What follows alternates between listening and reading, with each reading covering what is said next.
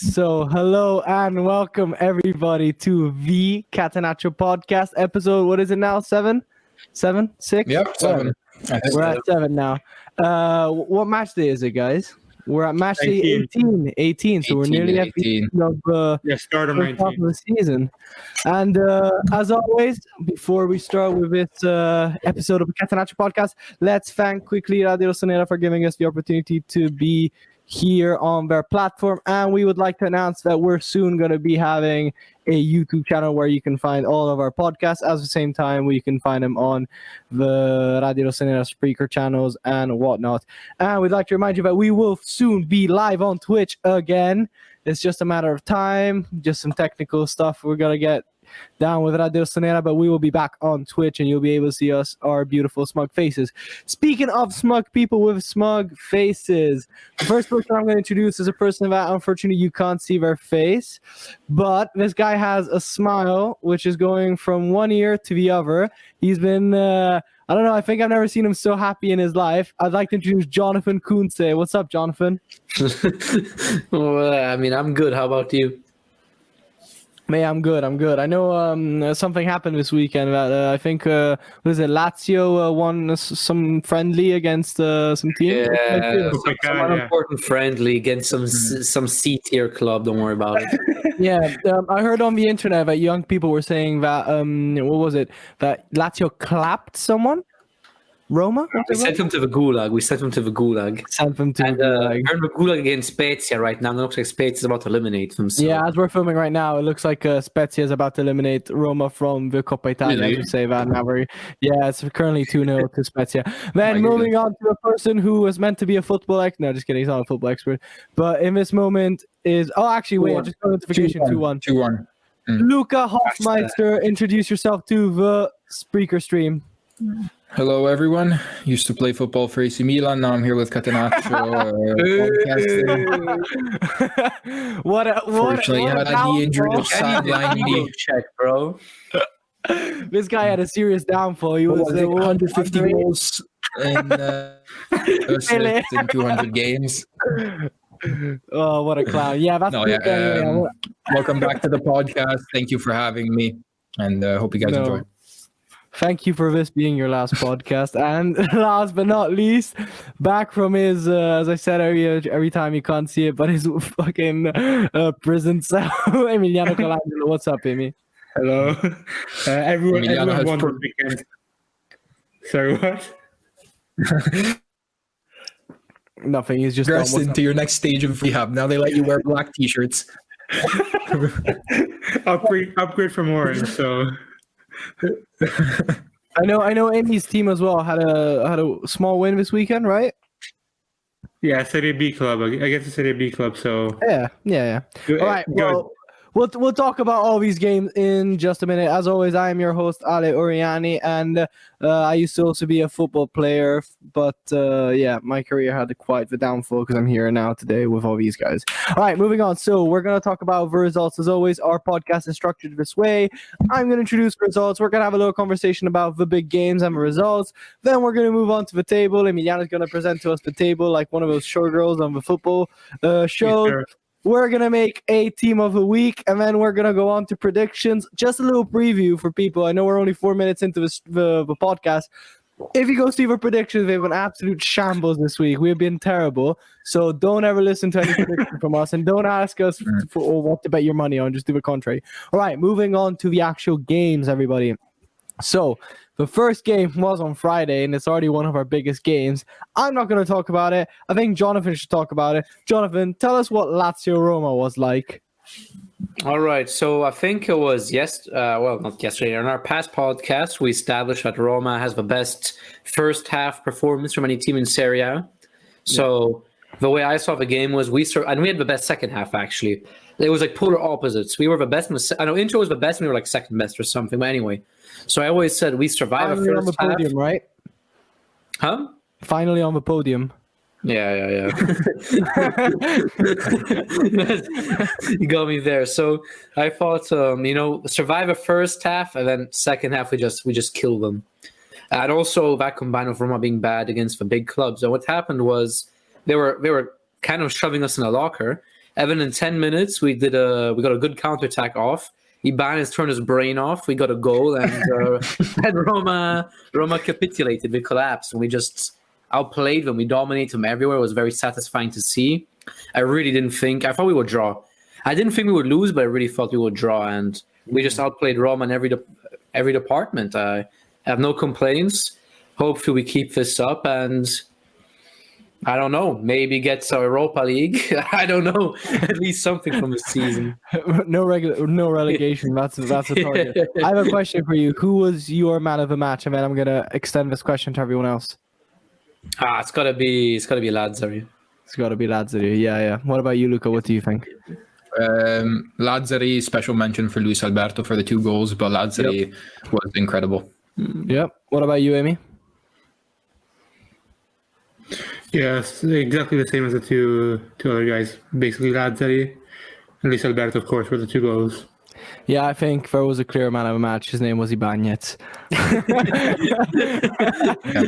was for us, bro. What an absolute shamble. I have a question, just a quick one. Yeah, for Lazio, I would say Ibanez was man of the match. Yeah, I have a quick question, which can then extend. So actually, let's just do a little premise. As we talked about a lot of times, Roma is not good against the big teams. We've seen how many goals they've conceded lately. Now it's 3 against Lazio and scoring none. As well, we've seen that they don't actually play well when they play against the big teams. Against Inter, we talked about how they got quite a fluky first goal, and the second goal was a desperation goal, probably lost by Inter.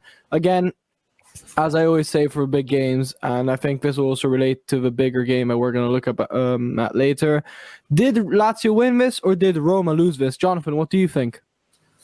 I think we won it. I mean, I think sure, Roma didn't play well, but still, you have to be good enough to take advantage of it. So I still think we won. I mean, they didn't even have chances. I think they had 2 possible chances, which Dzeko at the first post, but that would have been to make it 3-1 anyway, so it's not they didn't do anything. So Luca, you sound like you're in agreement. Did Lazio win or did Roma lose? Oh yeah, I'm definitely in agreement. Although Roma pretty much didn't even show up. Lazio didn't only do the bare minimum to win, they just completely outclassed Roma, and it wasn't just impressive because of a derby game. It was an overall very impressive performance. Lazzari, incredible. Luis Alberto, incredible. Immobile, really good. Milinkovic, really good. Honestly, the whole team was just playing very, very well, and they showed up for the occasion. So kudos to Lazio. Right. Well, Amy, I think I already know what you're going to say, but Amy, go on for it. No, I just wanted to say this is, I think, the opposite of their games against big teams. They never play well, but they actually always manage to be clinical and don't make mistakes. Wait, who's this? Lazio or Roma? Roma. In this game, they were the exact opposite. They played well for the first 10 minutes, but then 2 mistakes, weren't clinical, nothing. Usually Roma, they only have, I think, 4 points against the top 6, but still, terrible performance from them. I think maybe the game against us destroyed them. But who knows? Yeah. I don't know. Only ties, right? Take the credit here, man. They haven't won a game against a big team. Yeah, they tied against us, against Juve. Yeah. Well, and again, against us and against Inter, it wasn't a very well-deserved tie. It was a crap game by both. And again, as I said, against Inter, it was a fluky first goal, and the second goal was basically desperation. So yeah, Roma really does not convince me. Against Juve, I would argue that they deserve to win. Yeah, for sure. But that was Pirlo's second game in charge, so yeah, who knows? And also, well, yeah, I think I've got to agree with everyone here. Lazio, I think, had an absolute incredible game. I think especially people like Lazzari popped off. Luis Alberto had that composure with the 2 goals, 2 really good goals. Immobile's finish, I think, is taken for granted. Not every striker can just put it there in that situation under that pressure. Someone like Lapadula would have probably shot himself in the face. But still, Roma, Castillejo was scored. But still, I think Lazio won that game really well, but Roma, again, just didn't show up. I think it's only right, guys, if we move on to this game. I think we'll skip the others and we'll talk about them later. But speaking of one team that dominated and one team that didn't show up, we have to go to Inter Juventus. Amy, it's only right if you present this game and tell us something about it. I mean, before the game, I was super nervous. I thought there was no way we would. What was the score? Points from it at the end. Well, the game, yeah. Yeah. No, I know, but at the beginning, I didn't think we were actually going to be able to get the win, because we always struggle against Juve. You saw our games last year, how we were very bad against them. We couldn't do anything, more or less. Especially their win against Milan. I didn't expect that either, although Milan had a very fragile team, let's say. But yeah, perfect. I think this was Conte's best managed game since the Barca away game 2 seasons ago, the one where actually last year, well, we outclassed them in the first half and then didn't manage to finish our chances. We had nothing to say. Everyone played well. Maybe Lautaro's the only one who didn't convince me, but nothing to complain. 2-0 against Juve is always a result you can't say anything about. Yeah, for sure. I think I was discussing with other people in the Senate office that Juve really have been lately, especially this year, they haven't been playing well, and the results and the points they've been making are out of performances by individual players popping off. I think against Milan is a perfect example, because look at Chiesa against Inter and against Milan. Against Inter, he was nowhere to be seen. Ronaldo too, he wasn't nowhere to be seen. Against Milan, Chiesa decided that he was going to have the best game of his life. Ronaldo sometimes pops off like against Cagliari and scores 2. I think it's really a team that has to hang on to its individuals for a good performance. But Juve really didn't get onto the pitch the other night. They were incredibly bad, guys. I swear they had their best chance was in the 86th minute with a really good Handanovic save. But Inter just outclassed them. It could have finished 4-0 easily. Luca, what do you think about this game? What does it tell us? Yeah, first of all, to anyone who's listening who maybe hasn't been a Serie A fan for that long, I'd like to of Inter winning as Juve. Historically important game. It's important for the current standings, and the fact that Inter wins 2-0 with Juve essentially not even showing up is very impressive to me, but also very disappointing to me from Juve. I think that in general, Conte just completely outplayed Pirlo tactically. I saw there were a couple shots on the TV of Pirlo looking at Conte, and it kind of seemed like he was just wondering, what do I have to do to make my team actually play? He was just looking at I don't love Conte, but he was just looking at a truly superior manager. And I think Conte showed that Juve wasn't able to build up any play, have any real chances, and great performance by Inter, terrible performance by Juve, and excited to see what this does for Inter moving on. What's up? Yeah, I think Pirlo really tried to go head to head with Conte. Like, he really tried to play on like equal level with us, more or less. When in reality, to beat us, you have to do the opposite. You have to sit back, do what Roma did. Sit back. Yeah, what we did as well. We scored on 2 counters. The penalty wasn't a counter itself, but it came from a counter. One thing I would like to point out from Juve's performance is how poor they are at building from the back. I don't know if you guys noticed, but whenever they're playing out from the back, you truly feel that they have a 90% chance of losing the ball. Chiellini is not a modern footballer in that sense. Really, his feet aren't great. Yeah, I think Frabotta, he just looks you're lagging nervous. A bit. Start the sentence again, because you lagged out a bit. Did you guys hear that what I said about Juve just being shaky, building out from the back? Yeah, you were mentioning Chiellini. Yeah, Chiellini, I was just saying he's not a modern footballer. He doesn't know how his feet aren't good enough to really be a good ball-playing center back. Also, Frabotta looks very shaky when he has to set up play. And Bonucci, I just don't like Bonucci. And Danilo's kind of the only one who is decent with his feet. I wanted to talk about 2 players, and I think because we haven't heard a lot from Johnny about this, let's hear from Johnny about this. But 2 players that have played for both teams: Leonardo Bonucci and Arturo Vidal. Bonucci, I was talking about this with other people. I think Bonucci might be has become, especially this year, one of the most unreliable centre backs. Like, he alone does not have the ability now to take responsibility of a back line. And honestly, a lot of people put a lot of crap on Romagnoli for it.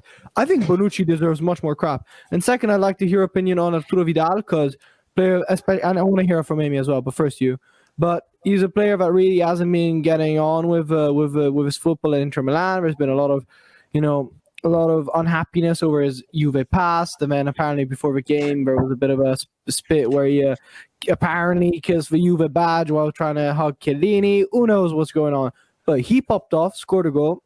Good performance, but he was really like the actual aggressiveness that we remember from the good old Vidal was very funny. What do you think of Vidal and Bonucci? But sort of two very opposite performances in days from them.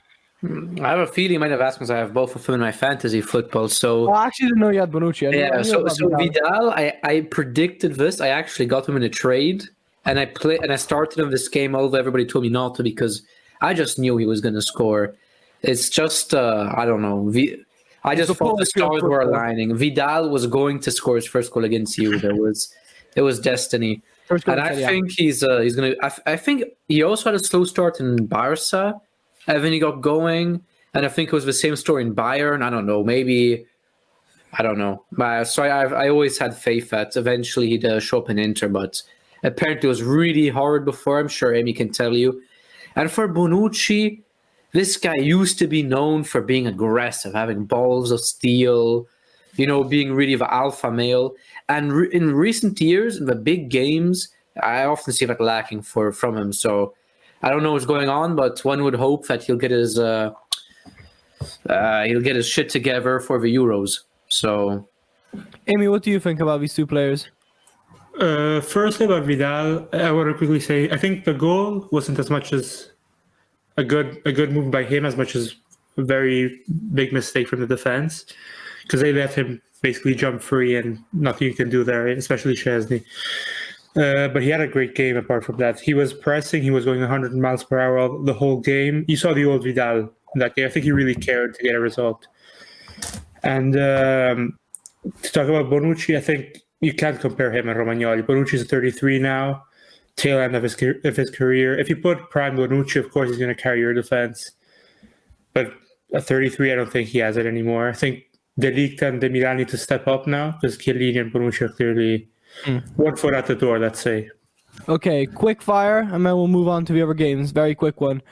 About these two players again, Bonucci and Bastoni. Which of the two will be going? Who will be starting at the Euros out of the two?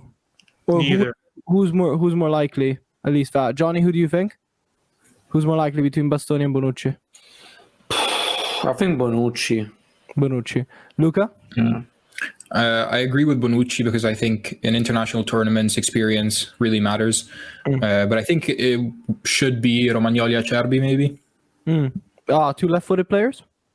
Oh, maybe not then. Yeah, I think Bonucci Acerbi was working well for the national team. And Bastoni, I swear he gets grilled by like decent players.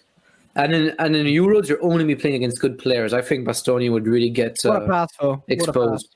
Yeah, sure. But Bonucci also. You guys remember the pass he did for Giaccherini in 2016? Yeah. Against Belgium? Sure. Similar skill set. All right, Amy, last one. Which of the two? I don't think either's going to play, but remember, Bastoni has never played in a back four. So that could really be risky for him. And also I wanted to say, in my opinion, he's the opposite of Chiellini, the exact opposite. Because Chiellini was a defensive beast, but didn't have the feet. And then Bastoni is the opposite, in my opinion. So he has really, really good feet, but when you have to defend, Damsgaard 3 weeks ago made him look like a Serie B defender. So true. I don't know. All right, well, let's move on to the other games. Also, one of these days, especially when we come back live on Twitch, we'll be having a big roundup about the Mercato, the transfer market. We'll mention some things today, but expect a big chat about it. Probably just an episode dedicated to it on Twitch soon. Okay, let's move on. Yeah. Bologna beating Verona 1-0. Verona was one of the most informed teams in the league. Bologna wasn't, and it was a pretty boring game. It was an Orsolini penalty.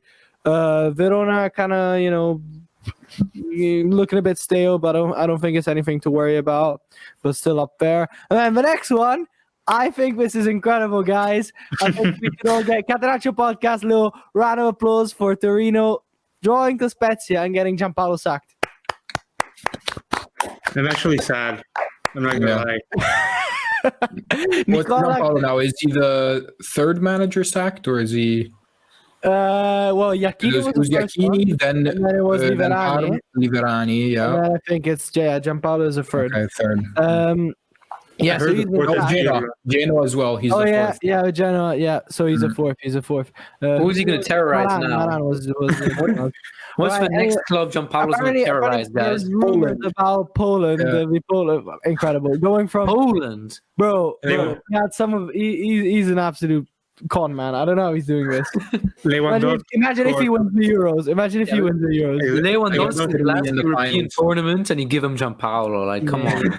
No way there's no better Polish manager than Giampaolo. Anyway, Nicola is the new manager of Torino, a man with an incredible story. Apparently, but his son died while he was on his bicycle when he was 14. He one of his biggest achievements was he was with Crotone in Serie A. He was like dead last. The chances of 2016 the chances of saving the team were really, really low. He actually managed to save the team and promised that he would have gone from Crotone to Turin, which is his hometown, on a bicycle if he did, and he maintained the promise. So what an absolute geezer. Really love him. He's a good manager, but he's a good manager for teams that need to save themselves, which I think kind of sends a message for Torino that if we're bringing in Nicola, I think it's kind of an emergency time. So it could be interesting for future transfers as well to what happens with players like Belotti if their goal is just to save themselves. Torino apparently moving in to get Sanabria, and they sent Mete on loan to Milan, which, I don't know, it doesn't sound that good of a deal for him, but we'll see. Then Sampdoria winning against Udinese with a new striker, Torregrossa, scoring the winner. So could this be the time for Quagliarella to be out? I don't know. I could totally see a strike first Balde and Torregrossa in instead of Quagliarella, but obviously he is a bit of an institution, good old Quagliarella. And then the next game is not a tennis match. If I could just stop you real quick. I would like to speak directly to Serie A, who decided to plan 3 matches on Saturday, which were Bologna-Verona, Torino-Spezia, and Sampdoria-Udinese. How dare you? You had the Roma derby, which you could have put on Saturday night. Instead, you put the 3 worst games of the weekend on Friday night. And instead, you choose to put the 3 worst games of the week on Saturday. I don't think a single person tuned in to watch them. At least I didn't. I didn't watch a thing. Exactly. Me neither, brother. You're not alone. You guys didn't see me on video, but the only idiot that managed to watch all 3 was me. Not gonna lie, I watched Bologna-Hellas. I have to be honest. You know the GIF with Greta Thunberg going, "You stole my dreams." How dare you? That was me. That's me. All right. By the way, also at 3:00 on Sunday, which is usually a great time for football, you get Crotone Benevento and Sassuolo Parma. Yeah, you have your big lunch. You want to watch something decent while you're digesting. You don't want to watch. Oh my god, Crotone Benevento. Yeah, whatever. Okay, moving on to the next game, which is not a tennis match, but it is a football match. It is Napoli against Fiorentina with, I don't know if you guys can see that number, but it reminds me of a derby from 2001, but 6-0. Napoli thrashed Fiorentina 6-0. And yes, you could be like, Napoli played incredibly, but Fiorentina are crap. Okay, they were just terrible. But there was one player on the pitch which was incredible. Just incredible. Lorenzo Insigne, probably with the assist of the season. He scored 2. He scored 1 and then assisted 1 for Lozano, which was that through ball, guys. So he started dribbling from the middle of the pitch and then went forward, dribbled another one, and then put this from basically 3/4 of the pitch. He just put this through ball onto Lozano, and then he just had to finish it. But sorry, I'm getting distracted because the other members of a panel of Catenaccio are writing me messages while I'm speaking. But 6-0, embarrassing result from Fiorentina. I don't know where this team is going, but I think none of us put our money on Fiorentina winning this, but it's incredibly, incredibly bad, guys. Do you want to give us a comment in the meantime? I think it's what Napoli needed. There's been a couple of games where there's been some doubts. Gattuso wasn't really ready to be fired, but there were some talks about maybe Napoli moving on, and so a big 6-0 win with Napoli playing wonderfully is really good. But Fiorentina was just abysmal, and it confirms how definitely Prandelli was not the right choice. Right, quick fire question before we move to the next one. Always about Euros. Insigne number 10 for Italy? Yes or no, Johnny? Yes. Luca? Yeah, definitely. Emiliano? Jeez, okay, don't be shy. He will get it, but I hope he doesn't. Ooh, you know what? I'm gonna push it further. I think he should be captain. I mean, personally, I would argue that Matteo Gabbia gets number 10 in captain. Great lad from the Milan youth system. Beautiful team. This is why people don't respect the Catenaccio Podcast, is because of clowns like you. All right, let's move on to the next game, which was Crotone against Benevento, and it was Crotone thrashing Benevento 4-1. This is the thing about Benevento, guys. We always talk about this. They're a very frustrating team because they don't take their chances, again, as they did. But more than that, they play so bad against the smaller teams. They lost 3-0 at home to Spezia, and now they're losing 4-1 to Crotone like that. They do better against the big teams in some weird way. Mm-hmm. I don't know how to comment it. To be fair, but I think it's right because at least one thing is right. Crotone really, as we always talk about it, they do this thing where they just play really well, but they don't use their chances that much. They're not as effective. And I think finally there's a scoreline, at least against a direct adversary, which really reflects their potentials and the way they play. What do you guys think between these two? Do you think okay, if I could say mine, I think they deserve both not to be in relegation zone, but I think Crotone should be higher up in the table, and we'll talk about that later. But what do you guys think about these two teams? Johnny? Benevento managed to revive Simi, so I don't know how they did that, but I always thought Crotone wasn't that bad, even when we played against them. I don't know. But they commit so many mistakes. That's the problem of these bottom teams. They're the ones who are most likely to screw up a pass and give a ball to the opponent in a dangerous area. They just make the most mistakes. And if Crotone can fix that, I think they're bound to climb and hopefully not get relegated. Mm-hmm. What about you? And for Benevento, I don't know. I think they're just weird. They're inconsistent. I don't know what else to say. What about you? Yeah, I think that when you're a team that's at the bottom of the table, newly promoted, you need to always try to get as many points as possible from your direct rivals, which means the other teams who have come up with you. So Benevento losing these games against Spezia, against Crotone, is definitely not a good sign, as they're in quotation marks, the easiest games for them. So I think you really need to capitalize on these games, which Crotone is doing. Benevento is not. Overall, I see Benevento more as a team, though. Amy, last thoughts from you? Yeah, about Crotone being too low, I disagree. They took, I think, 41 goals, which is, of course, the worst in Serie A. They took, I think, 6 with us, 6 with Roma. You can't stay up if you concede that many goals. But yeah, I agree that Benevento is more of a team. Crotone conceded 41 and scored 21. Yeah, so you can't keep up with that bad of a defense. Yeah, Benevento has been the surprise of the season, maybe. I didn't expect them to go back down, but still, they're 11th now, I think. So even if they lost, nothing to say. All right, moving on to the next game. Sassuolo against Parma, 1-0. Pretty stale game, actually. Parma was winning for the most part of it, and then Sassuolo had to get it back.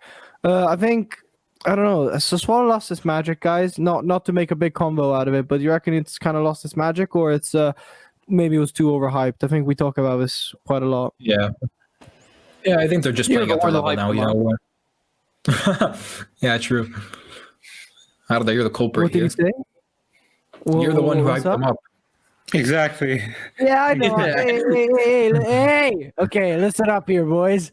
I know I overhyped them, but I never said that my football opinion counted for something. True. I mean, that is true. To be fair, they're 4 points from Champions League. Yeah. So even if they aren't setting the world on fire now, they're still very up there, let's say. Yeah. All right, let's move on to the next games. Atalanta against Genoa. Atalanta tying 0-0. Boring game. I think it was actually quite an even. Apart from possession, it was quite an even game. Genoa had 3 shots on target, and then Atalanta had 2 out of 18. I don't know, pretty. Both keepers had really good games, but still, the defenses. I think Criscita had an incredible game. I saw him defending quite well. Apart from that, nothing much to say. Apart from the fact that Atalanta now has a game against Udinese to catch up on the 20th, which is tomorrow, actually. Well, the day you'll be listening to this, I don't know what day it will be. And then Milan on Saturday at San Siro, which could be very, very, very interesting. Papu Gomez still not playing as we speak right now. I don't know. Genoa finally racking up some points slowly and carefully. Could be getting out of relegation zone soon. Christ. Okay. Apart from that, nothing much to say about this game. But then the last game of the weekend was yesterday. In the name of God, and that God has a name. His name is Zlatan Ibrahimovic. Lucas, what the hell is happening? Luca, tell me about yesterday's game. Well, yesterday's game was really beautiful. I was very happy with it. Very, very happy with it. Sorry. A dramatic pause. Beautiful. And no, I love the performance. We were still missing quite a bit of players. But yeah, even though it was incredible. Penalty was a correct penalty in my eyes. Just puts it home. And then scores a nice second goal with a beautiful assist from Calabria. We dominated the whole match, played very well. Meite comes in, plays well. Overall, good performances for everyone except Saelemaekers got sent off like an absolute idiot. Yeah. One thing I would like to mention, though, is that there was a penalty which should have gone against us when Sotil gets into the box and is brought down by Brahim Diaz. In my eyes, that is a penalty that should be given. While I don't think it would have... I don't think they would have then tied, but, you can't just assume these things. Actually, bro, I've got to correct you on that. I was convinced it was a penalty, but I saw it again, and they talked about it at Radio Scenario today as well. From another camera angle, when the action starts, when Sotil gets into the area, he is actually pulling quite strongly, in quite a ferocious manner, Diaz's jersey. So he's pulling him forward, and then I just bumped into my mic. Sorry. So he's pulling him forward, and eventually they just fall down, and that's from another camera angle. So from behind, it looked like it was an obvious foul, and I was shouting. I was like, "Yeah, that's got to be a penalty." But to be honest, on review, it was not. I find it still weird that he wouldn't go check it. Maybe they just told him from a VAR room, but. That's the issue. I think that's the main issue. Amy always talks about this as well, that we see refs are very proud, and they're scared. They're almost scared to admit their mistakes, right? So it really it's not an issue. Just stop the game, go take a look.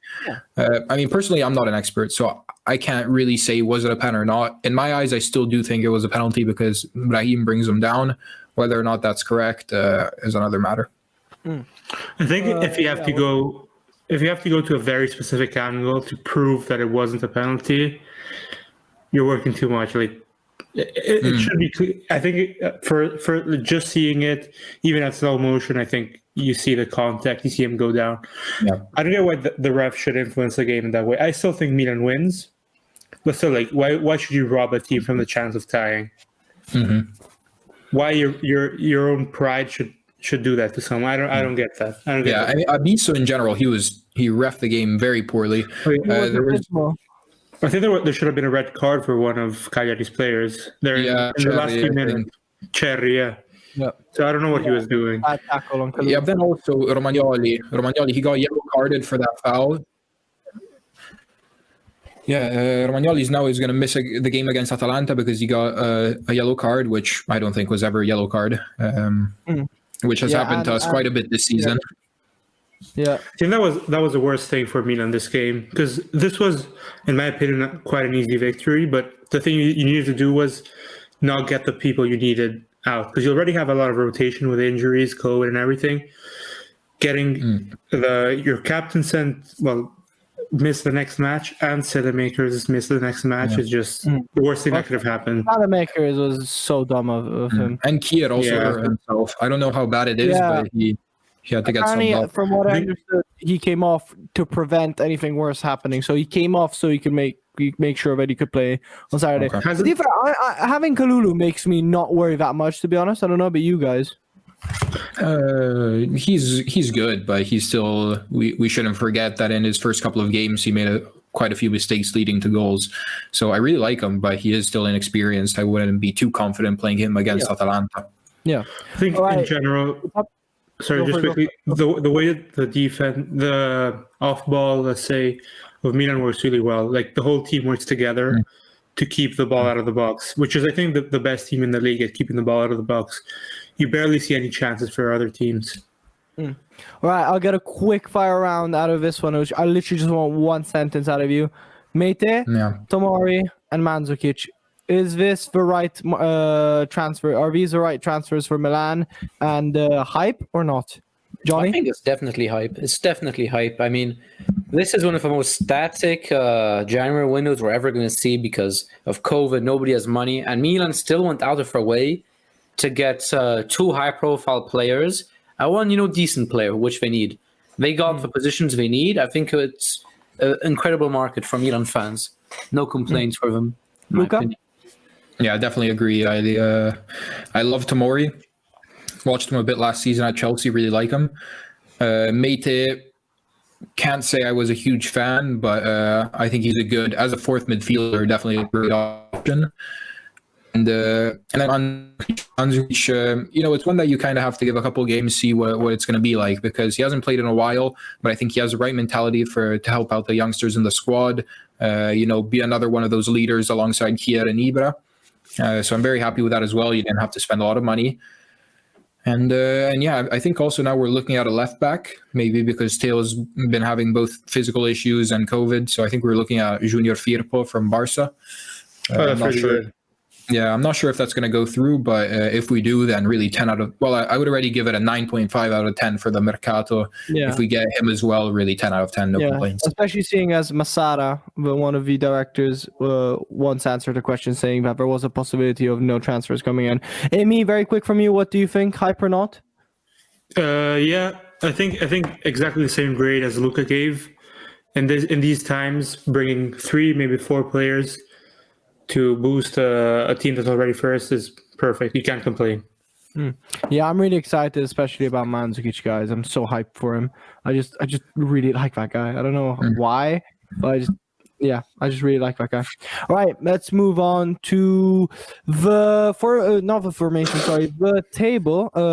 Emiliano, would you like to present the table to us and tell us what's interesting and what is not? Go for it.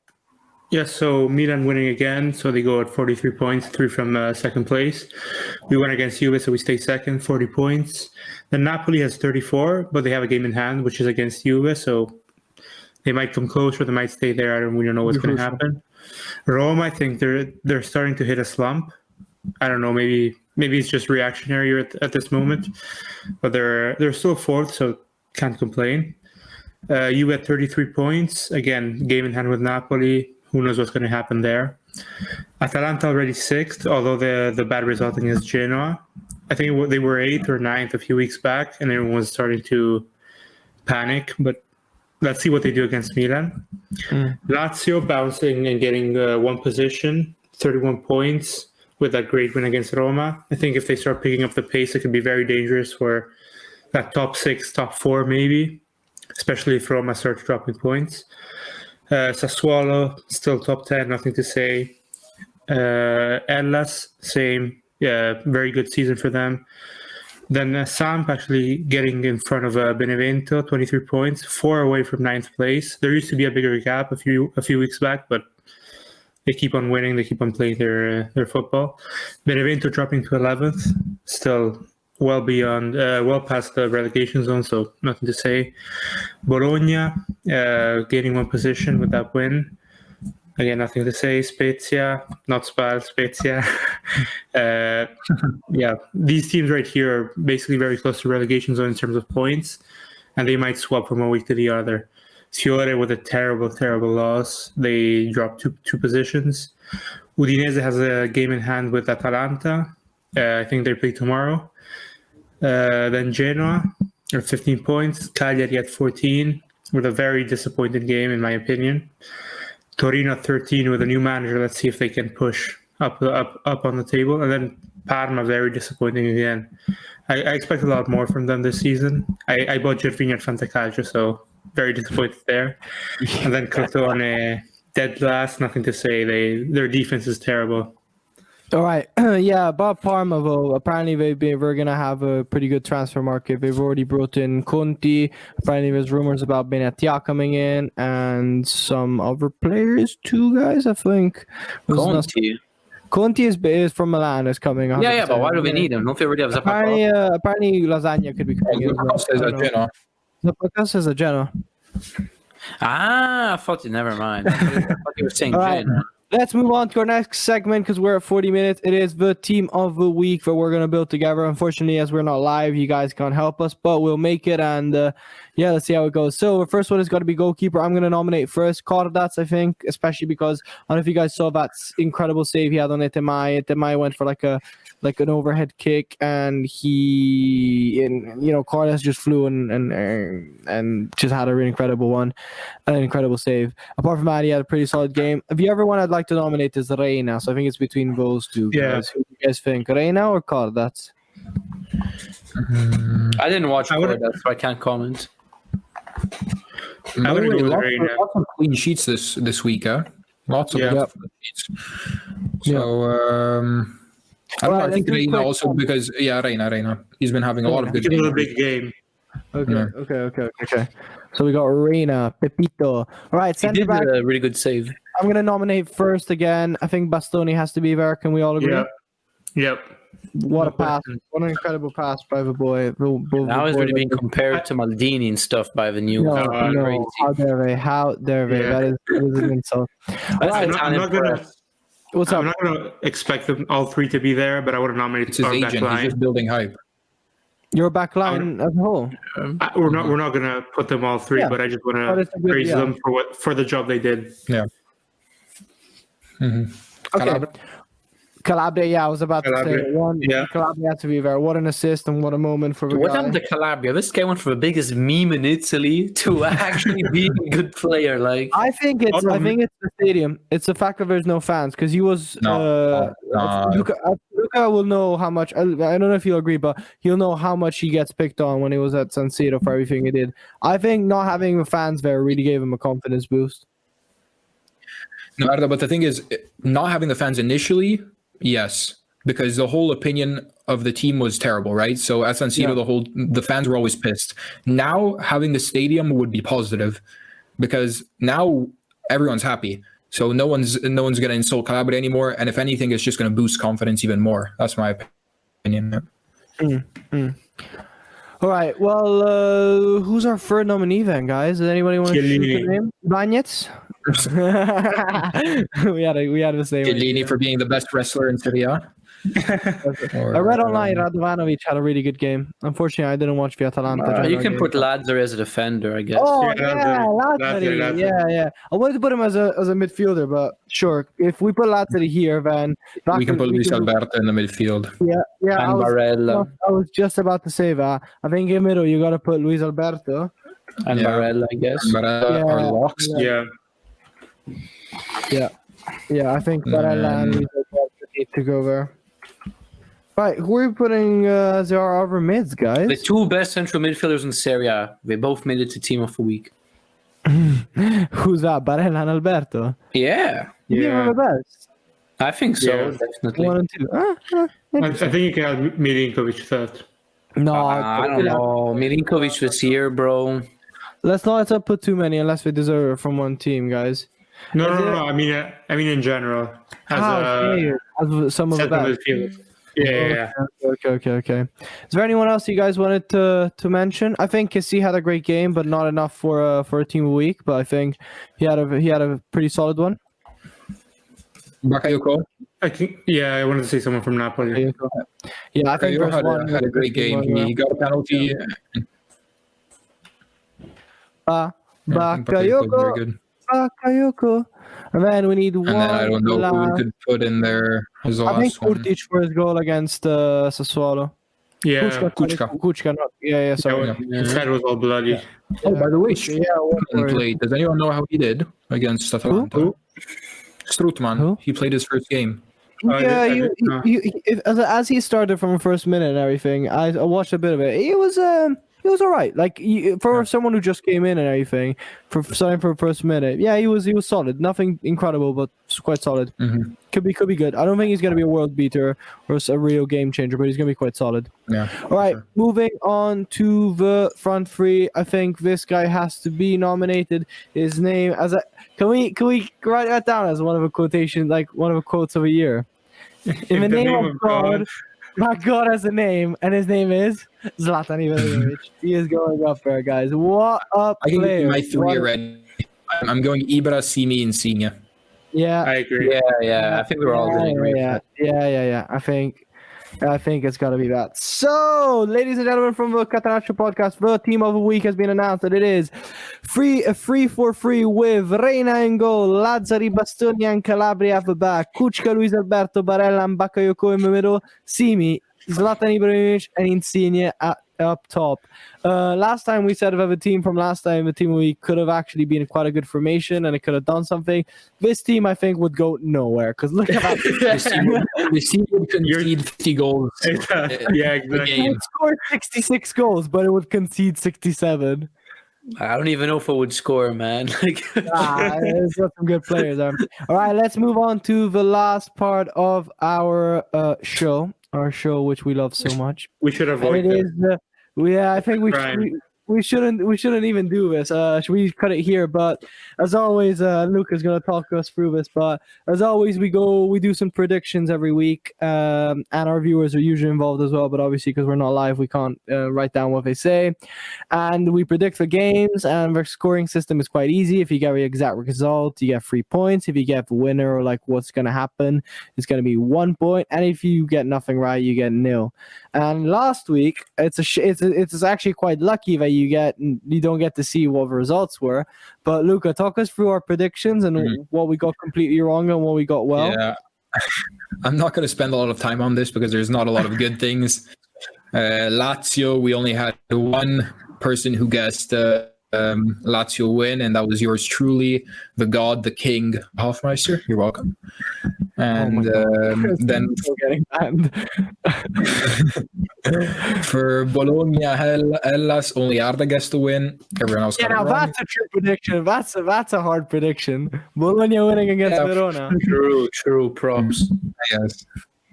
You're a penalty merchant on predictions as well. You only win because Bologna got a penalty. All right, he lagged out for a second. I'll just take over until he's back. Torino Spezia. We all predicted. Luca and I predicted a win from Torino. Emiliano for Spezia, but actually it was a draw, and Johnny got that right. Then Sampdoria against Udinese. Oh wait, he's back. Go on, Luca. Samp Udinese. And he's gone again. He's lagging. The boy's lagging. On it. All right, Samp against Udinese. We all got it. We all got it because we all predicted the win. Oh wait, Luca and Amy got the exact. Luca and Amy got the exact. Yeah. Napoli against Fiorentina, I think, was unpredictable. It was predictable. We all said they would win, but no one got the exact result right. I put the 4 goals, but I put the highest scoring game, which was 4-1. Wait, Luca's back. Crotone, Benevento. Yeah, go on, Luca. I don't even realize when I leave, because I still see myself here in the call. You just talk to yourself for a second. Yeah, Crotone, Benevento. Well, actually, only Arda predicted a Crotone win, so good job there. I got shit games right. Sassuolo, Parma. He's good. He's gone. He's going again. That's the only one who got that one. Anyway, the only person that got the one right for Sassuolo Parma was Luca, who predicted 2-2 draw, but it was a draw. And then this one we all got wrong. Atalanta Genoa. Luca said 5-0. I said 3-0. Johnny said 4-1, and Amy said 6-1. It was actually 0-0. The next one was interesting. We all said that Juve would have won against Inter. Luca said 3-1. I said 2-1. Johnny said 3-2, and Amy said 3-1. It was actually a win by Inter. Then the last one, Cagliari against Milan. I never predict Milan to win because that's not my thing. But both Amy and Johnny got it spot on with a 0-2. And good old Luca got the win, and I said draw, so I didn't get anything right. Moving on, just to see what our table is looking like for predictions. I got 4 points this weekend, which was an absolute shamble. But yeah, it's not even my lowest scoring prediction results ever. I got 4 points. Then following me is Johnny with 6, and then Amy and Luca got 7 and 7. This was our as a total lowest scoring prediction round ever. So we got, as a prediction, let's say, table, we got Luca at 56, and then we got Amy at 49, Johnny at 44, and me at 34. Incredible. And now we're actually going to go on and put our predictions down for next week's game. As I said, unfortunately, you guys are not here with us, but we're going to still go on and do them. So, first off, we got Benevento against Torino. What are we saying, guys? Luca. The order we're going to go in is Luca's gone. Luca's gone. Oh, okay. He's going to be truly missed. But the order we're going to go on is the usual, guys. We're going to go Luca, and then we got Johnny, and then Amy, and then me for last. So I'm gonna ask you guys, and we're going to go in quick fire rounds until Luca's back. We'll just start with wait, I'll add him back to the stream, but until Luca's back, we'll start with Jonathan. Jonathan, Benevento. Yeah. Man, this game is unpredictable. I have no clue. Yeah. All right, let's do this quickly. Come on, shoot. Whatever, 1-2, 1-2. Nicola's gonna put it up. 1-2. Good old Benevento. Do you guys hear me? Not the Torino. Yeah, we hear you now. Yeah, sorry. 2-1 to Turin. All right, what about you, Amy? We'll come back to you, Luca. I'm going the opposite. 2-1 to Benevento. Ooh, 2-1 to Benevento. Okay. What about you, Luca? What are you saying about Benevento Torino? 2-2. Ooh, okay, a draw. Yeah, I'm gonna go similar. I'm gonna go for 1-0. I'm gonna predict a draw too. Okay, Roma against Spezia, which is very, very coincidentally the same game we're playing tonight for the Coppa Italia. How's it going? I'll check in a minute. It's still 2-1. Luca, what are you saying? Let's go through this quickly. Roma Spezia? 4-1. Interesting. Johnny? Never. It's 2-2. It's 2-2. Yeah, Mkhitaryan just scored. Wow. Roma's at home. 3-1. What are you saying, Amy? I want to say 3-1 as well. Just a little reminder, if they do draw today and they go to extra time, it could have a big effect on the game. Just saying. 2-0. I want to say 2-0. 2-0. Just because Johnny went 3-1. Yeah. Oh, crappy. Okay. 2-0 to Roma. I'm going to go on Luca's line. I'm going to go for 3-1. Yeah, because I think they will concede, but yeah, they'll score a lot as well. All right, then we got Udinese against Inter. What are we saying, Luca? 0-16. Nice. Is that your body count? Sorry. Too much information. What do you mean by that?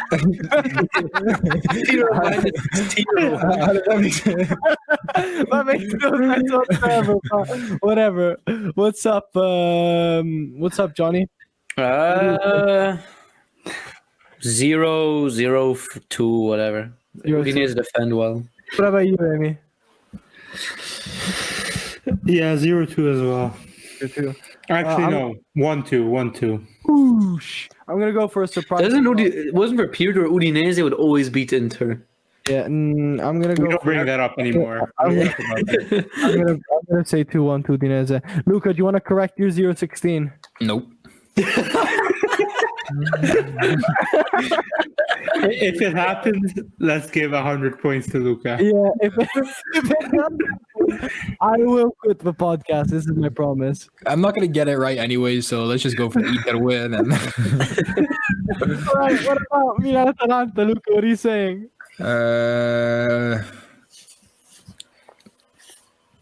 1-1. Okay. I can't believe you just said that. Jonathan, what do you say? I think this is one of those games where, Atalanta out of nowhere becomes a good team. But Ibra's back. Ibra. Screw it. God. 3-2 Atalanta. Wait, can you say that again, please? No, I mean the quotation. In the name of God. The God has a name, and his name is Ibrahimovic. I like it. I'd like to imagine someone going, his name is John Cena. Okay, this is getting out of hand. Let's calm down, everyone, please. What you say? 2-3. 2-3, okay. Amy? I said it in our chat a few times, so I'm going to stick with it. 3-1 to Milan. I can't wait for Arda to predict 0-16 for Atalanta. I'm going to say 1-0. Oh, wait, sorry. Did you say 3-1 to Milan? Yes. Yeah, I need to correct that. Okay. Okay, then No, game... It was correct. It was correct before. Oh, yeah, sorry, because Milan is playing at home. All right, Ben, let's move on to the next one. Fiorentina against Crotone. I think this is going to be a really enjoyable game. I said this about Fiorentina Cagliari last time, and it was a shit game, so we'll see what happens. Luca, what do you say? 1-2. Okay. You think Crotone is winning at home? Fiorentina's home? I don't know. I just hate Fiorentina. Okay. What do Fiorentina do to you? Johnny, what about you, bro? Do you hate Fiorentina as well?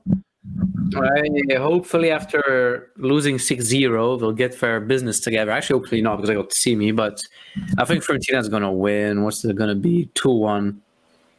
I don't hate Fiorentina the club, by the way, if there's any Fiorentina fans out there. I just hate the wasted potential. I hate that they have such a great squad and they lose every game. Okay. What about you? What do you say, Amy? I think 1-1. 1-1. 1-0. You think we're going to tie? Yes. Okay. Oh, Jesus. Okay.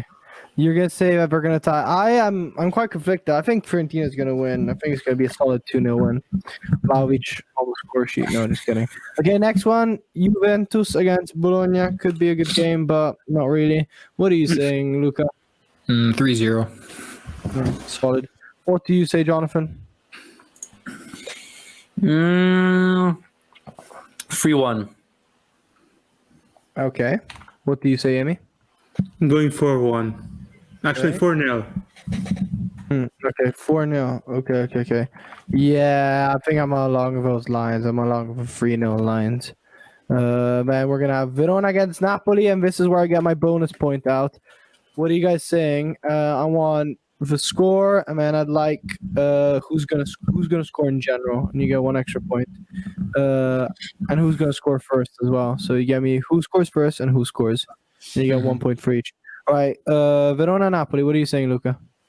I'm saying 1-1, and Zielinski is scoring first. Okay. What are you saying, Jonathan? I'm saying 0-2 and Insigne, whatever. Amy? I think 1-2. And who's going to score, Amy? Who's going to score first goal? Petagna. Let's go with Petagna. Why not?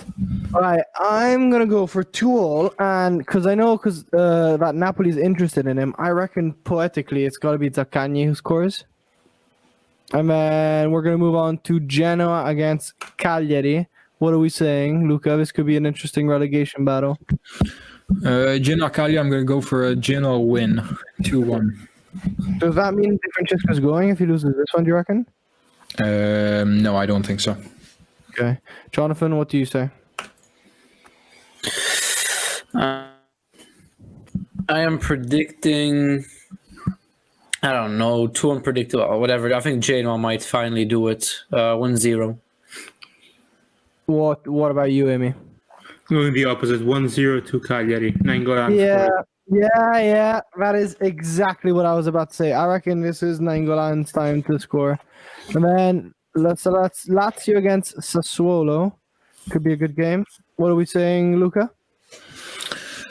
Lazio Sassuolo, yeah, that's an interesting one. I think Lazio is going to continue with their good form, 3-1, and Sassuolo struggles against big teams. What are you saying, Jonathan? I think 2-1.